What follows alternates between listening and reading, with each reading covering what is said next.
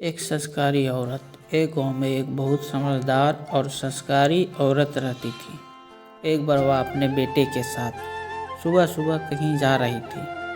तभी एक पागल औरत उन दोनों माँ बेटे के रास्ते में आ गई और उस लड़के की माँ को बहुत बुरा भला कहने लगी। इस पागल औरत ने लड़के की माँ को बहुत सारे अपशब्द कहे, लेकिन फिर भी उस औरत की बातों का माँ पर कोई असर नहीं हुआ और वह मुस्कुराते हुए आगे बढ़ गई।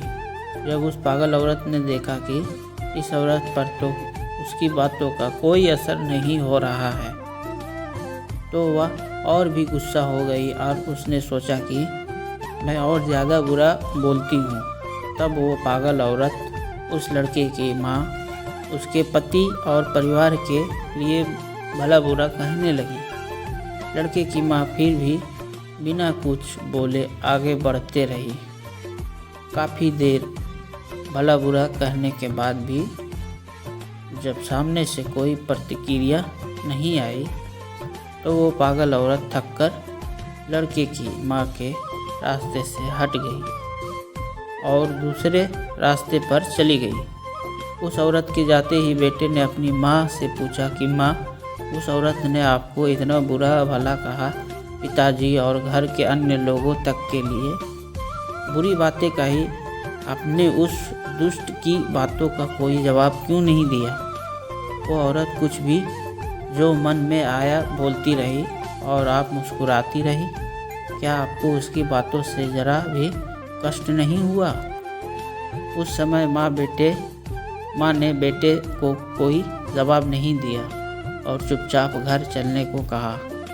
जब दोनों अपने घर के अंदर पहुंच गए, तब माँ ने कहा कि कुछ देर बाद माँ अपने कमरे से कुछ मैंने कपड़े लाई और बेटे को बोली कि यह लो, तुम अपने कपड़े उतारकर यह कपड़े पहन लो। उस पर बेटे ने कहा कि ये कपड़े तो बहुत ही गंदे हो रहे हैं और इनमें से तो तेज दुर्गंध आ रही है। बेटे ने उन मैले कपड़ों को हाथ में लेते ही उन्हें दूर फेंक दिया।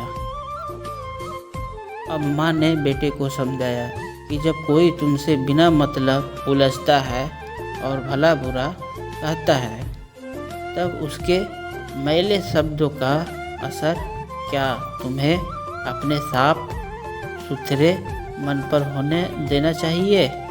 ऐसे समय में गुस्सा होकर अपना साफ सुथरा मन क्यों खराब करना चाहिए? किसी ने हमें मन में धारण करने का अपना मन ही खराब करना चाहिए और ना ही ऐसी किसी बात पर प्रतिक्रिया देकर अपना संबंध ही नष्ट करना चाहिए। जिस तरह तुम अपने साफ सुथरे कपड़ों की जगह ये मैले कपड़े धारण नहीं कर सकते, उसी तरह मैं भी उस औरत के फेंके हुए मैले शब्दों को अपने साफ मन में कैसे धारण करती। यही वजह थी कि